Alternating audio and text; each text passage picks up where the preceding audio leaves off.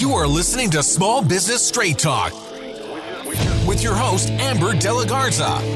Amber is a sought-after coach, trainer, speaker, and writer who gives small business owners the straight talk on productivity, time management, business systems, leading your teams, strategic decision-making, and mindset. No BS, fluff, or overused jargon. Just actionable strategies to get results and succeed in business. And here is your host, Amber De La Garza, the productivity specialist. Welcome, and thank you for listening to the Small Business Straight Talk podcast. Today is episode 376, Work Review Extremes, Part 1, The Costs of Overbearing Leadership. If you're a small business owner who wants to learn effective business strategies, improve time management, and elevate productivity to maximize profits, reduce stress, and make time for what matters most, then you're in the right place, and I'm so glad you've joined me. Are you finding yourself constantly redoing your team's work, struggling to let go of control, or becoming the bottleneck in your business? Then you might be caught in the trap of overbearing leadership. Today kicks off my special 3-part series called Work Review Extremes, where I'll show you exactly how to review your team's work in an effective and balanced manner. And that means without being too overbearing or too laissez-faire in your delivery. You'll discover when detailed oversight is necessary versus harmful, and practical techniques to maintain quality while empowering your team. To help you lead with just the right level of involvement, I've put together a free resource called the Balanced Leadership Work Review Guide. We'll walk through it step by step in part 3 of this series, but you can download it now to start exploring. Inside, you'll find printable power sheets, a review matrix, examples, and clear instructions for you to use with your team. This is a do not miss resource. So go grab it now by heading on over to amberdelagarza.com/work review to get your copy today. And now let's get to the straight talk.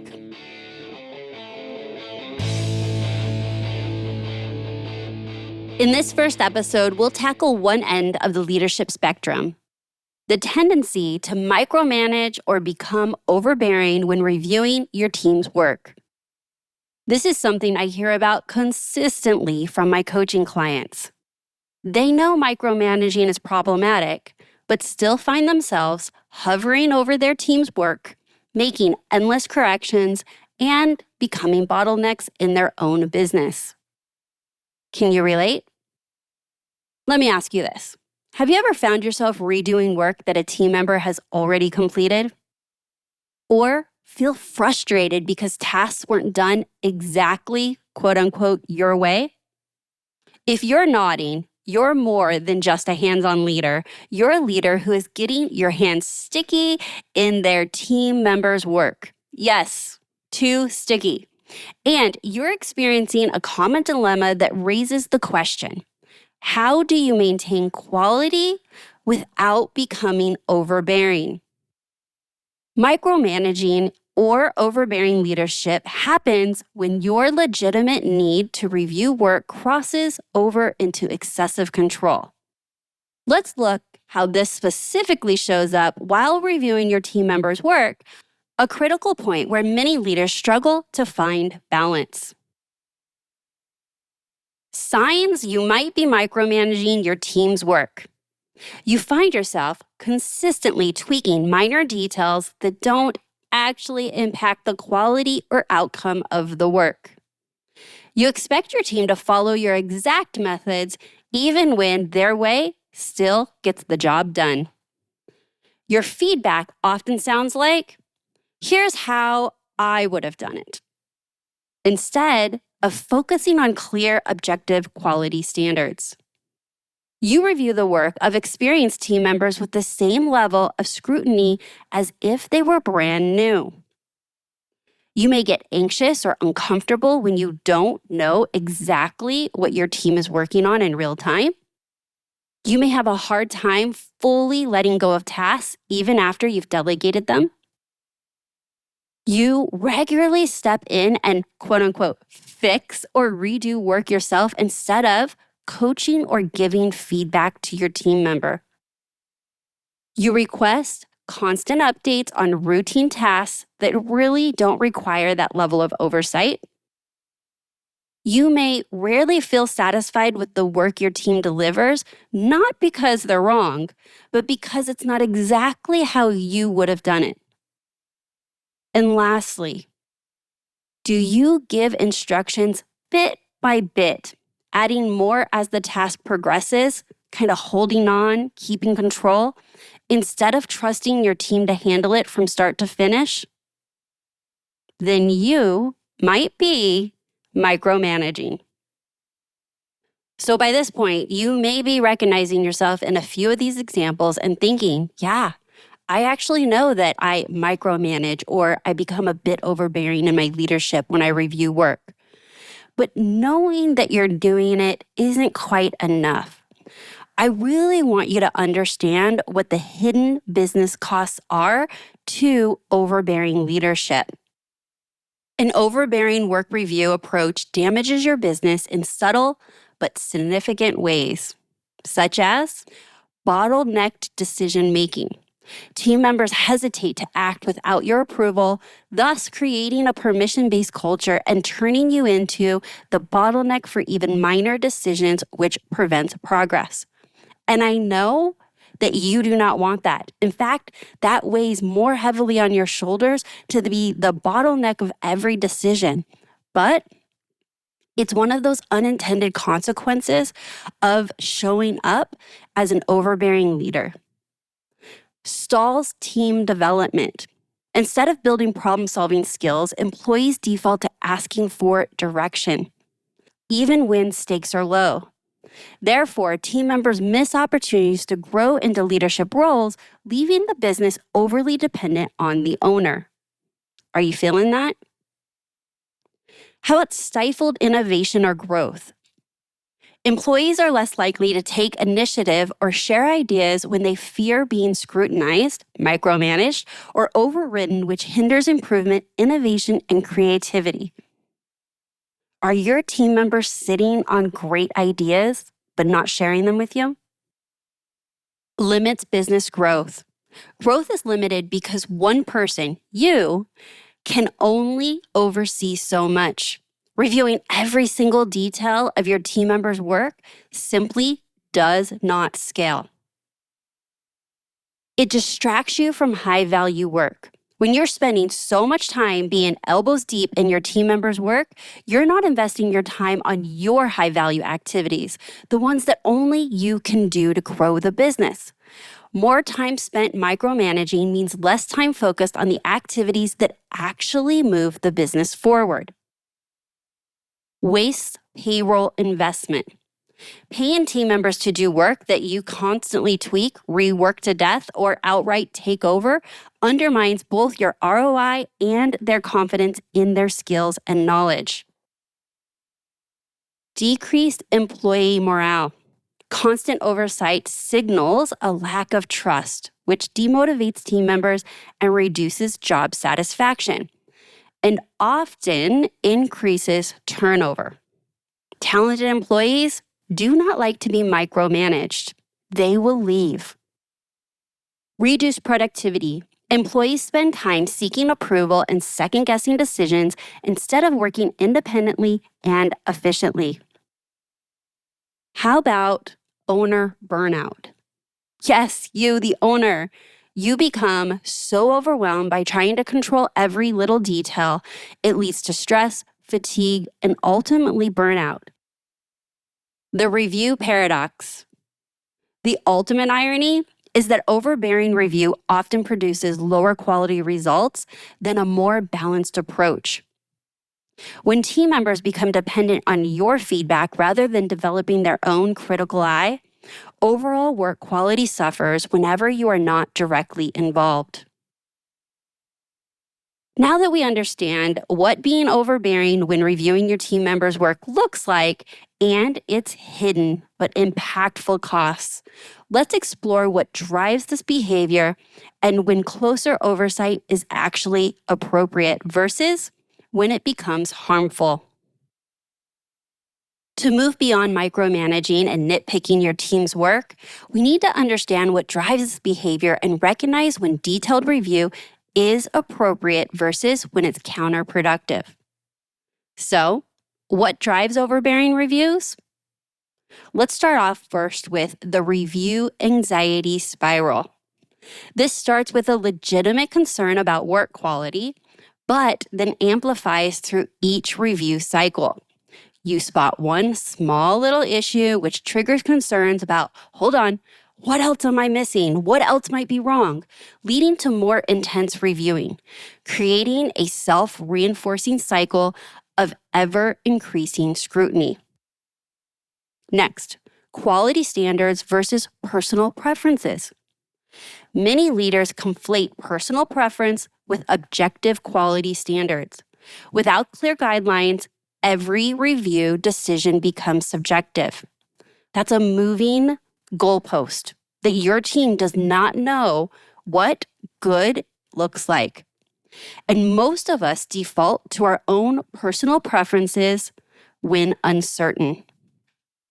Next, the mental shift from doer to reviewer. Business owners often struggle with the psychological transition from doing the work to reviewing the work. And this is real. When you've built your own identity around a personal skill, stepping back to evaluate rather than create requires a significant mental shift. And this one trigger is way more common than you would think. And so I would ask you to just observe and ask yourself if you are having a hard time transitioning from the doer to the reviewer. In fact, I think I can do an entire episode about this mental transition that needs to happen in all small businesses. Misaligned expectations. Sometimes overbearing review happens simply because you never clearly established what success looks like in the first place. And what I have found is that it's a misaligned expectations because success has never been established because you didn't take the time to actually ask yourself and identify what success looks like. And so through the review and through the work getting done, you're getting clarity in real time instead of taking the time beforehand so that you can give that vision to the team member. I want to share with you next dangerous belief systems, specific thought patterns that tend to reinforce and justify overbearing leadership. Thoughts like, if you want something done right, do it yourself. This undermines the entire purpose of having a team and creates an unsustainable workload for you, the leader. How about, I'm ultimately responsible, so I need to control everything. Or another popular version is, the buck stops with me. Yeah, that is true. But you don't need to use those thoughts to justify this behavior. Accountability is important, but this belief confuses responsibility with control. How about, my way is the most effective way, or my way is the most efficient way? This ignores that different approaches can achieve equal or better results and stifles innovation. How about the underlying belief? And you may not be saying this out loud, but do you have an underlying belief that mistakes are too costly to risk? And in fact, creating a culture that making mistakes is not okay? This overestimates the cost of even minor errors while underestimating the massive cost of bottlenecked decision making. Do you believe that detailed oversight shows that I care? This misinterprets excessive control as commitment to quality when it actually signals distrust. And lastly, I need to protect my team from failure. This thought prevents valuable learning experiences and keeps team members dependent on your guidance. I do think it's really important to highlight that it is important to know that not all super detailed review is bad. There are legitimate times when closer oversight serves as a valuable purpose.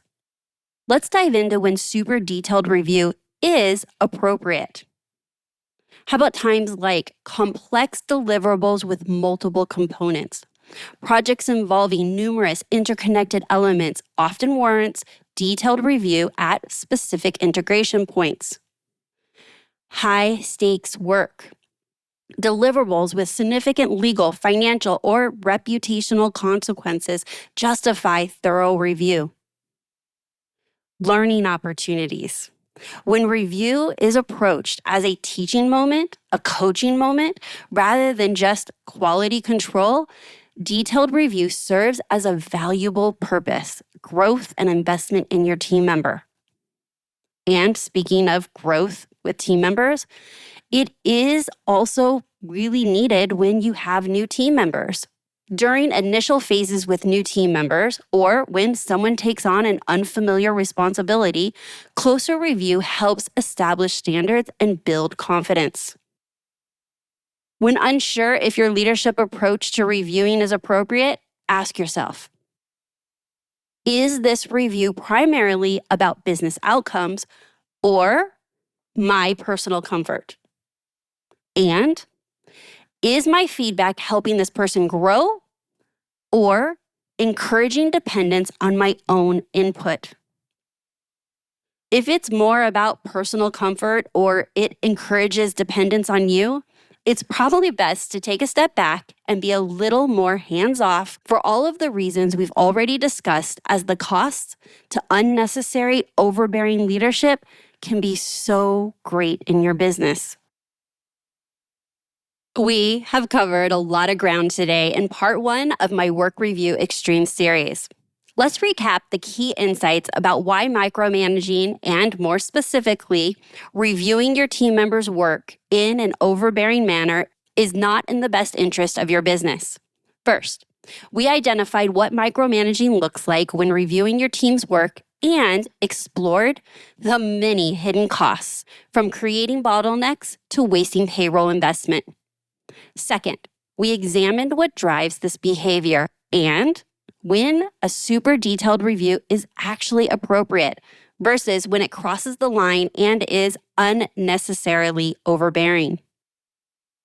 In this next episode, which will be part 2 of my Work Review Extreme series, we'll explore the opposite extreme to overbearing leadership, which is a complete hands-off, laissez-faire leadership. Then, in part 3, we'll dive into the balanced middle ground that brings out the best in your team. To help you apply that balanced middle ground when the time is right, I created a free resource, the Balanced Leadership Work Review Guide. It includes printable power sheets, a review matrix, real-world examples, and step-by-step instructions to help you determine the right level of involvement for each team member and task. I'll walk you through the full framework in part 3 of this series, but go download the guide now. You can get your hands on it right now by heading on over to amberdelagarza.com/work review. Again, that's amberdelagarza.com/work review. So you're ready to follow along and put this balanced review leadership into practice.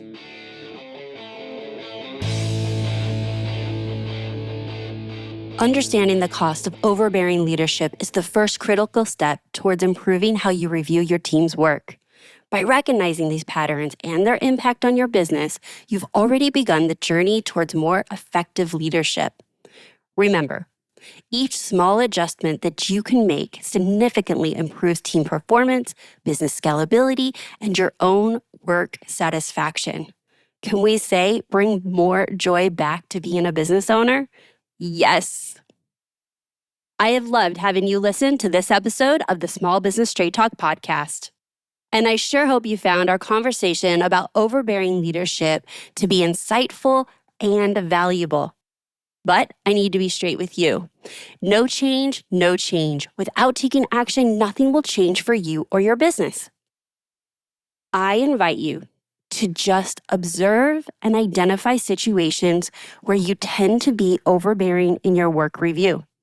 Be curious, not judgmental of yourself. Maybe it's with a specific team member or a specific project, or maybe even you zero in on particular types of tasks. By doing this, you will better understand your own personal micromanaging triggers. And as we learned, there are times when super detailed review is necessary. However, discerning the difference is key. If you are new here, I want to welcome you. Thank you so much for tuning in. If you have not already subscribed, please hit subscribe so you don't miss another episode. And if you've enjoyed this episode and you want to ensure your friends, your other business friends, do not miss this series, be sure to send it to them and invite them to take a listen. So that's my straight talk for today. Until next time, have a productive week.